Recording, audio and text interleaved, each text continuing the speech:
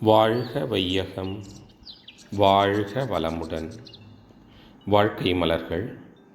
நால்வோர் நற்சிந்தனை. ஜூலை 6. தலைப்பு: அலையின் தொடர்பு. தூய்மையான நல்ல எண்ணங்களை மேற்கொண்டால் உங்களிடம் இருந்து இனிய அதிர்வுகள் புறப்பட்டு வெளியேறி பரவுகின்றன.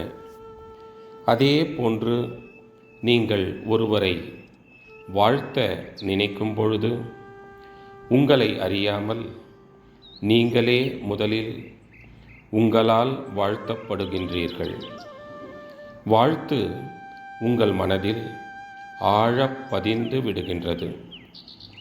அதுபோலவே நீங்கள் ஒருவருக்கு தீமை நினைத்து சபிக்கும் பொழுது முதலில் உங்களை நீங்களே கெடுவதற்கு சபித்துக் கொள்கிறீர்கள்.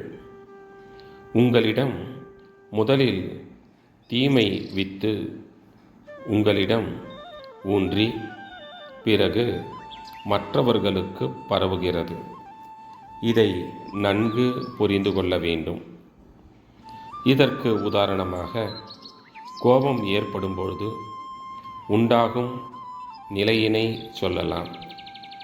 கோபம் முதலில் உங்கள் உடலுக்கும் மனதிற்கும் பாதிப்பு செய்துவிட்டு மற்றவரை சென்று தாக்கும் என்பதை நீங்கள் அனுபவத்தில் உணர்ந்திருக்கலாம்.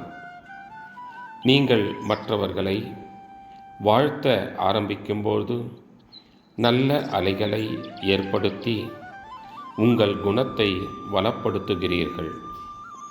உங்களுடைய வாழ்த்து மற்றவரிடம் மோதி திரும்புகிறது, சிதறுகிறது, ஊடுருவிச் செல்கிறது.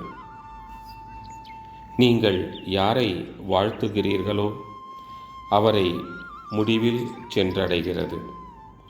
இந்த முறையில் வாழ்த்து உங்களுக்கும் நீங்கள் வாழ்த்துகின்ற மனிதருக்கும் இடையே மட்டுமல்லாமல் அந்த இனிமையான அலைகள் மனித சமுதாயம் முழுதும் பரவுகின்றன.